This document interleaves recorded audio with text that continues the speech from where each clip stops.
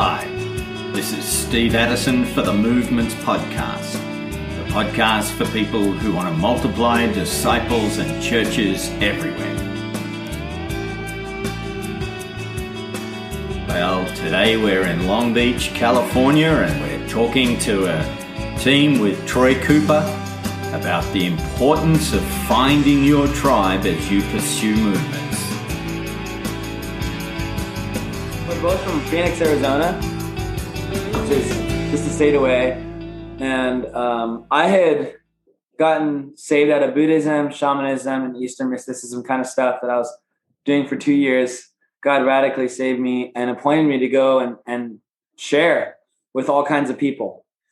So I had started to do that. I was sharing at coffee shops and skate parks. I skateboard, so that's kind of like the ministry that God's appointed me to. The whole world's ministry, but skateboarding is a special place that my heart is just really attracted to. I think like all those kids really need it. It's a dark community, and God's shining light on it.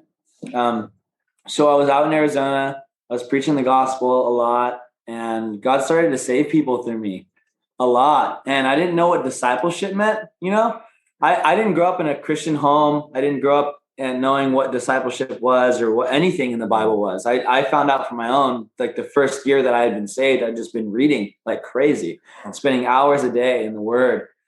And so I started to learn more about what preaching the gospel meant, more about what making disciples meant, but I didn't see an example, really.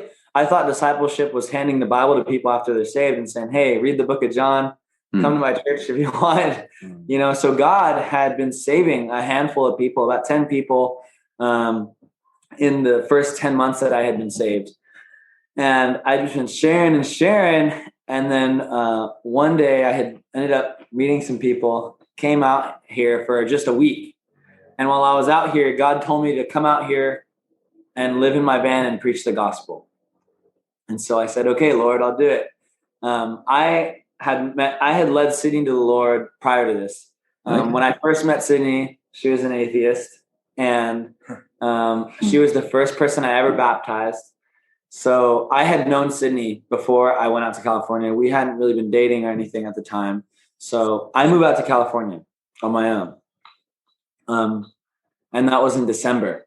It was Christmas Day that I moved out here. And New Year's Eve today, right when I turned 12, I was desperately on my knees praying for community. I had been like, Lord, I came out here and I know 2 people. I know 2 people out here that love you and that want to pursue you, but I don't know people that have the Great Commission mindset and have this purpose to go and share what you've done in their lives and what you can do in others' lives. So I've been praying for community, and the next day I go to the skate park and I'm sharing. And I had this shirt that on the back of it, I painted with a paintbrush, Galatians 2:20. And the first, I had a cross on the front. I had, it is finished. And I was skating, sharing the gospel with people. And I was skating, and then Troy was there with his kids. So all of a sudden at the skate park, you saw this old guy. Yeah, sitting down. It wasn't even What's he doing here? Yeah, so I just saw him, you know, and didn't really think anything. My dad, I grew up skating with my dad. So I was like, I grew up skating with older dudes, but he wasn't skating. He just kind of sitting there, just watching his kids. And I didn't skate dad. Skate dad. It's like a soccer mom, but it's a skate dad. It's the same occupation. Yeah. So I was there, and then he turns to me and he goes, I like your shirt. That's very true. And I thought he was mocking me because I had a lot of people at the time reviling me and mocking me for for loving Jesus in the skate community. So I started to give him my testimony in the gospel, trying to lead him to the Lord. And then he goes, oh, I'm a missionary. You know, I plant house churches. And I was super encouraged. I was like, wow, no way. That is awesome. And it was the first time that I had somebody go, hey, let's meet up tomorrow. I want to hear more about you. It was more than just like the surface level of like, let's hang out. It was like tomorrow night, we're going to get coffee. I'm bringing my disciples. And that's exactly what he said. And that's what he did. So the next day we go to get coffee. Jordan was there. And so was Mason.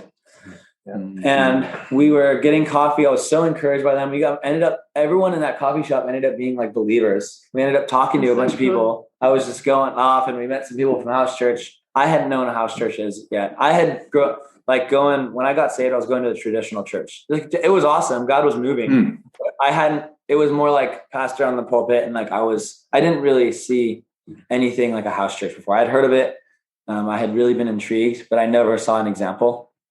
So then that night, he's like, hey, after coffee, he's like, you want to go to my house? I'm like, yeah, I'd love to. He said, why don't you my family? I said, yeah, I'd love to. I don't know people out here.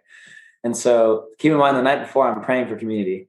And then he opens the door. We go to his house. He opens his door, and I look into his house, and there's a bunch of young guys that look like me. And I'm like, oh, this is kind of cool. And I walk up to them, and they love Jesus. They skate and they surf. And so I was already like so encouraged that I knew that was an answer to prayer.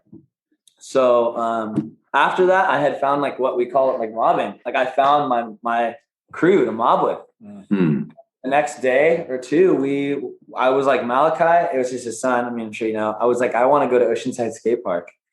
And so, and before that, I experienced house church for the first time. And it like Came to Movement, went to Zeal. Yeah, moved me. It I saw something that I had never seen before. I've seen God moving in a way that I hadn't seen in Arizona. My whole walk with Jesus. And it was so awesome. It's what I had been looking for and pursuing so passionately, but I never found it. And then I found it. And when I found that, it was just like an ignition just to go. And so we went to the skate park, and the first day we were at the skate park, I ended up sharing with this kid and his brother, and they ended up getting saved. And so we saw God doing work out there. The next day we go to disciple them. And as we're discipling them, I look up, and all of Troy and all of our buddies are witnessing to all kinds of people in the skate park. Yeah. They're coming out. There's dudes with beers in their hands talking to people about Jesus. And I'm like freaking out. So we realized God was doing something. And so I stayed there. I stayed in California for a month, and God faithfully saved 8 people in a month. And we saw God moving, not just out here, but like all over. And I had been so encouraged and so moved. Like I said, I didn't grow up in a Christian home. So my parents came out to visit me when I was out here. Because I just was like, God told me, he's like, to move back to Arizona. He was like, Max, go back to Arizona. And I was like, Lord, I want to be here for so long. Like, what do you want me back in Arizona for? And it's like, but I know like he has it for a reason. And so my parents come out the weekend that I was going to go back to Arizona. And my mom tells my dad to ride with me back to Arizona. And on the way to Arizona, as I'm moving back, just for a little, I thought I was going to be there for like a week. On the way back, I end up leading my dad to surrender his life to Jesus in the passenger seat of my car. One of the most beautiful moments of my life. Like, I've seen people come to stop, but the moment that I got to like cry and pray over my dad, is just so huge. I've been praying for my family forever. So my dad fully surrenders his life to Jesus in the passenger seat of my car. And the next day, my twin sister gives her life to Jesus. And I had just been in this place where I was like, okay, God's doing work out here. And obviously he wants me out here for a little longer than I thought I would be out there. So then I was so encouraged. They taught me how to disciple. I didn't know how to disciple ever. And then the moment I came to California, they showed me 411. They showed me all this stuff. Within that month I was here, I ended up going to Montana and doing a training. And I was so lit up that I had it was like a new door that God had opened. Discipleship, right? Like, I had seen the fruit of people being saved, but now I can walk with these people and I know how. I saw the example. So I was really excited to go back to Arizona too and to disciple the people that I had led to the Lord before I moved to California. So I come back, and the first person I wanted to disciple was Sydney. And okay. And there were no mixed motives then, Maximilian? No, I actually did. I mean, I liked her. I always did like her, but it wasn't. I didn't think we were going to get married as soon as we did, at least. So I went there, and I liked her, but it was a thing where I was like, man, God, because I had a lot of people that I had led to the Lord out there, but Sydney was the one that really was burning. I mean, after she got saved, she would go to the homeless community and just like hand bagels and talk to them about Jesus. She had a Bible study with a group of homeless people when she first got saved. Like, I had seen so much fruit. And so I was like, man, like God's moving through this girl. And I'd love to see her learn the things that I learned in California, how much she'd grow even more. So I go back, and then I end up planning a house church. And I was staying there, so I started to like her. And then I started to see God started to save people. And I was like, okay, Lord, you want me out here for longer than a week. So I started seeing God move, and I was like, I think I'm going to start a house church. You know, I had so many friends. Like I had dudes that I used to party with that came to faith. And the first day of house church, I got to baptize my friend Wyatt, and it was awesome. Such a good time. The choke baptism. It was so awesome. And so I planted a house church. We called it the Laborers. And we had a community immediately. Like the first day, we had a community of people that were so zealous to make disciples, but they didn't know how. It's the same as I was. So zealous to go and be laborers, but they didn't know where to start. And Laborers Church was just a foundation for these people.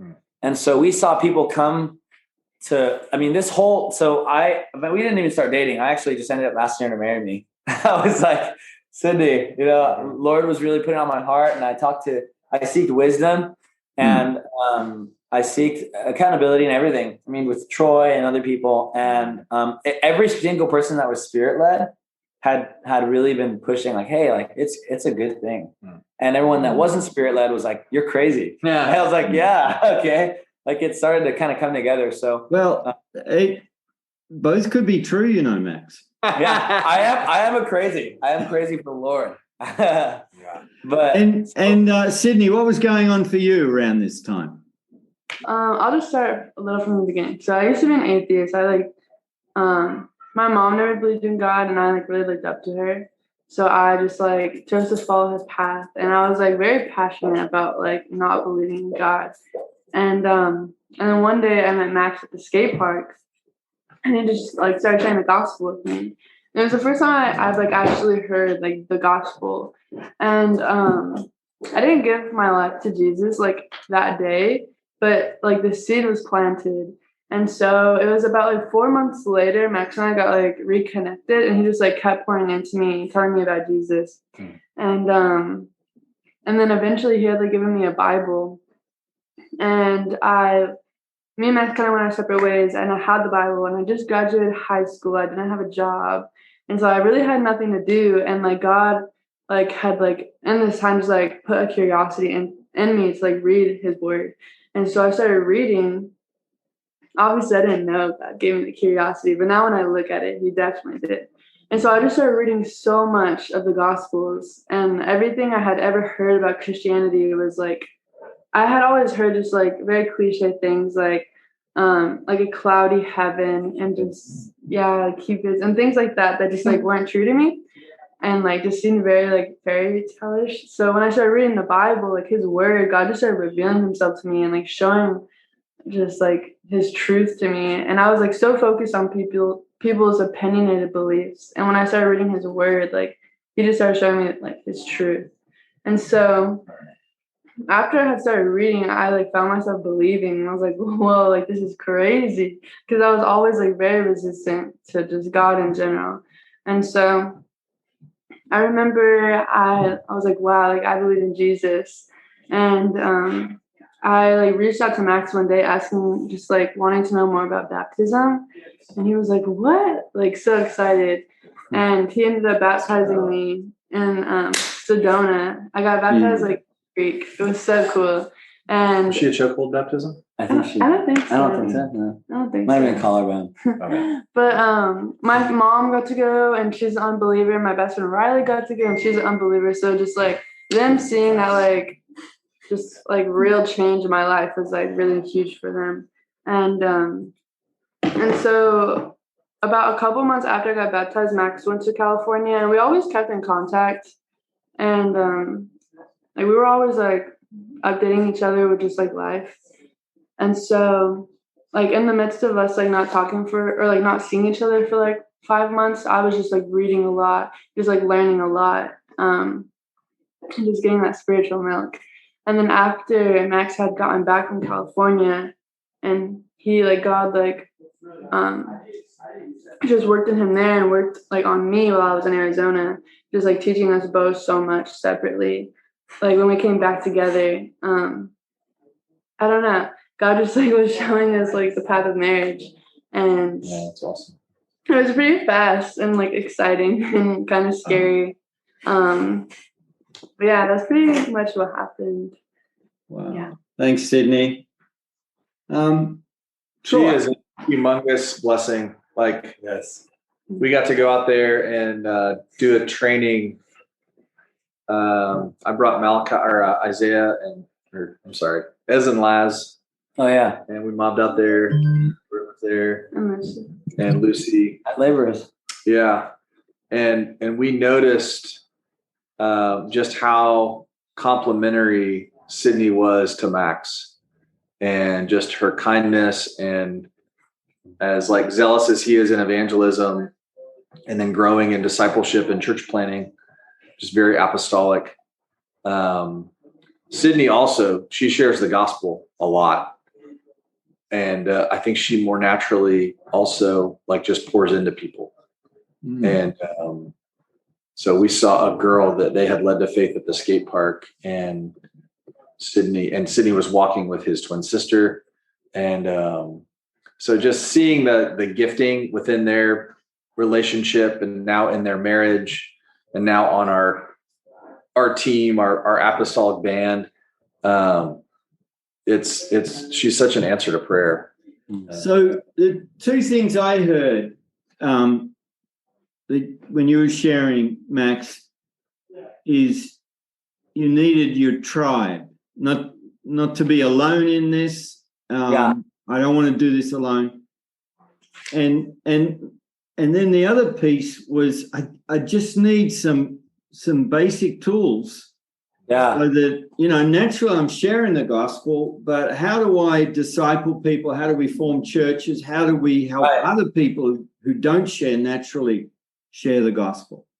It's exactly. I had been doing it alone, and I loved it. It was a thrill, and I found just a great thing in preaching the gospel. It was my favorite thing to do. It still is, but in that time I had just been it was more of a need than a desire. I was man, I need community, it was almost I was burning myself out.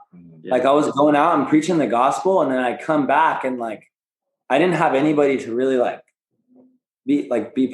pour into me. No one was really I had 70-year-old elders from my church and stuff, and they're great.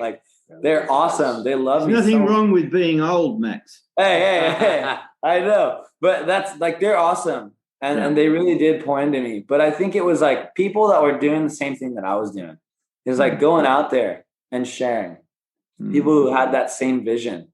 And no doubt, my elders and stuff had the same, they still do, have the same vision to reach the lost. Yeah. But I think it's just it was different, young people my age that I can relate to and I can skate with. And then we can go and share the gospel. And so it was huge, and simple tools too. So Troy, how do you see this fitting into what God's doing there in Southern California and around the States? Yeah, a couple things. One, we were at the NPL Summit recently in Vegas, and had a phenomenal time with some people from across North America. And then we had Jeff led us through an E3 strategy gathering for North America afterwards. And a couple takeaways related to what your question you asked me. One was the importance of abiding together, and spending time together as an apostolic band, and even distinguishing a local established church with local elders from a pioneering band, and just teasing that out of the scriptures. But to spend large quantities spend time together going through large quantities of scripture. And that was one thing. But the other thing was this whole concept. I can't remember if we mentioned it in the last interview. I picked it up from Max. I've heard other people around here that are way younger than me use this term. But when we went down to Oceanside, he was like, dude, we're mobbing down to Oceanside. And so I think that the idea of being together and honestly seeing all 5 parts of the 4 fields taking place from like, I began to notice maybe 3 years ago that us being together, me, Rick, and Puck and other people that were with JT, when we were out in public together at a coffee shop or a restaurant, we don't have an office, so we're meeting out in public. Like people noticed us and like would make a comment that we're different. Like, what are you guys? And we would, pray for people. And if we kept going back to some of the same places, we would engage people. And so I saw it as an entry strategy. But now I'm seeing all 5 parts happen. I see it. Entry, evangelism takes place. Some guys over here sharing the gospel. Discipleship's happening over here. We're doing this. We're starting churches out there. There's leadership development and vision casting habits. It's all happening at the same time. Whether we're driving up to the valley to meet with Jan, or going into West LA to spend time with those folks, or we're just going to the pizza place down the street. At Tide Pools in Newport, where we get to see the owner and his mom get baptized a few months ago. Jordan is actually a very skilled basketball player. He played Division I college at St. Mary's, and so he plays in the Venice Basketball League, which is like a street basketball league that's pretty well known out here. And he was the MVP of the tournament last year and hit the game-winning shot. So he has a good reputation in that community. And so we started going out there as a church, mobbing to the street ball. And it's Venice. I don't know if you've ever been there, but it's not the cleanest. It's dark. Yeah, it's very dark. And so I think being out there and then gathering for worship afterwards, and we're meeting on blankets, we're meeting in parks, we're meeting in homes, we're meeting in coffee shops. Rise just met at a pizza place last night, just mobbing in different places in public. We met at a park on Sunday and got to share the gospel, invite a number of people in. So the public space, the event with intent, as Guy Caskey says, we're seeing happen. But for a couple of weeks, we were going to his game, and the guys were skating at the skate park. Ezen Laz and some of the others were skating, Malachi and them. And he's sharing the gospel, and Sydney's sharing the gospel, and Isaiah shared the gospel with a Mormon last week. Ezen Laz have started sharing the gospel, and they're picking it up. Like they're just going up to people and sharing the gospel at 5 and 7 now. Yep. And so it's contagious. Yeah. But we realized, like, we were after the game, we were heading over to someone's house for church in West LA. I was like, you know what? Like, let's not pull Jordan away from his oikos. Like, these are people that are coming from all over the city. And so we decided to move church to a different day during a season. And we hung out there on Sunday a long time. He had a doubleheader. And after the game was over, we got to talk to so many people, including the CEO of the league, who gave a shout out to us in our church. And they call him like, oh, he's the deacon in his church. Oh, they nickname him all these like Christian nicknames. And we got to just encourage the CEO and his family, and he got to talk to the DJ, and I think Katie and Tori got to talk to the guys, because what they'll do is they'll like have live commentary, and these guys are like, they're hilarious. If you've ever been to a street basketball game, but so then like taking the church mobile into these spaces, and it's like the Lord is just giving us favor in these places, like to get a shout out. I mean, this thing is like televised on the internet. And he like gave a shout out during the game, like not like we're promoting our church or anything. He's like, hey, what's the name of your church? He's like, all right, church movement. Yeah. Like, and we're just like, what is happening right now? So crazy. Yeah. Where, I mean, just this morning we met there was like 6 of us, and we went to a coffee shop. We're in the Word together. We're encouraging believers. If we encounter lost people, we're sharing the gospel. We cast vision to a guy from Vanguard. So I think that there are some practices coming out of the heart that are taking place. We're training together. We've been up to Montana. We've gone to Denver together. We've been to Phoenix. We just all went to Utah and led a 4 Fields intensive there. And then going through the journeys and really seeing this whole concept of mobbing in there. I'm also really, it's like a snowball that people kind of get, like they jump in and they get, they learn, they get encouraged, or they get, saved, or they get like activated, into the work. The other night, Jordan, there's a church out in Riverside that he helped start that he provides leadership to called Rivers. And I think we talked about it in the last interview. And they had 2 baptisms. They don't have a beach out there in Riverside in the IE. No, not even a river, actually. And they baptized 2 people out there. So they came out to Huntington Beach. And so a group of us from Movement Church, from Zeal, from Rise, and from Rivers, obviously, we're out there.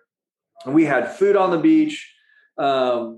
We did the baptism. Max and Jordan are out inviting people. There's like a lot of people out there at the beach. And he's inviting them like, hey, we got a baptism, come on out, and they're sharing the gospel with people as we're like moving this herd of like 30 some people, including I think all of my kids except for Maya were there, and their friends. And so it was just like this herd of people, and they're just trying to gather people. Augie does the same thing at a baptism. He's constantly trying to pull people in. A lot of similarities. And so we go out there, they share testimony. Jordan and then the girl's dad, they baptized these 2 people, and we prayed over them. And Sydney goes and shares the gospel with these teenagers that are there to watch the baptism. We go back and we're having food. They have a time of worship. Max and Malachi lead some worship, and the beach, like they shut it down at 10. It's 9:00, and it's like you can tell it's kind of winding down, and we had a chance to talk to believers about, just what the Lord has been doing in the area. So as you're sharing the gospel, you meet believers too, and they get, what are you guys like? How do we do this? And Max like gets to the last song, and he's just like, Ephesians 4:11 and 12. Evangelists don't just share the gospel; they equip the saints. And he did that. My goodness, he just said, guys, like I think after this song, I think we just need to go share the gospel right now. And there are a lot of people there that. Not a lot. There were some people there that had never done like 0 to 1, like evangelism. What's 0 to 1, Troy? Just going up to somebody that you don't know and sharing the gospel with them. Yeah. And he's like, I think right now he just cast strong vision for the lostness that was there. And how could we not go and share? And God is with you, and you know what to say, and pair up with 2 or 3. And so we start going around to people are hanging out around their campfires. And I'm like, what's this going to look like? And Jordan goes over with these 2 like teenage or younger guys, and while Max is casting vision, and then by the time we go, there's this group of people like I don't know, maybe 100 yards away or 50 yards away, and they're doing karaoke on the beach. I don't know how they pulled this off, but they're having the most fun time with this karaoke. And we go up there, and I'm like, how are we going to engage? And it's Jordan and this other guy are the ones singing in the karaoke. They infiltrated the karaoke party. Yeah. And then this guy, what's the guy's name? Landon. Yeah. Landon just starts sharing his testimony, sharing the gospel. Max gets the microphone. He's preaching the gospel at the beach through the karaoke like machine. 30 people. And just pleading with them to surrender their lives to Jesus. Wow. And there were some people obviously that were uncomfortable. There were people that were locked in. And there was one guy who's like, my cousin is dying of cancer. Will you please pray for me? So we got to come around. And there were some people from that group that emerged. They were like, oh yeah, man, this is awesome, you know? And so they started praying. And then our group just got emboldened, and they start spreading out to other campfires, sharing the gospel. And then Max goes up to this group of people, and they had been praying. They brought a guitar. They didn't have anybody leave. They said, we were actually praying for somebody to come and lead worship for us. So he leads worship for these people. God's doing all these different things all at the same time. So we just showed up to the beach to baptize 2 people because we mobbed a network of churches that has this culture of evangelism, discipleship, church planning, you know, like it just was all happening at the same time. Well, thanks for listening. If you're enjoying the Movements podcast, why not leave us a review or spread the word on social media? I'm Steve Addison for the Movements podcast.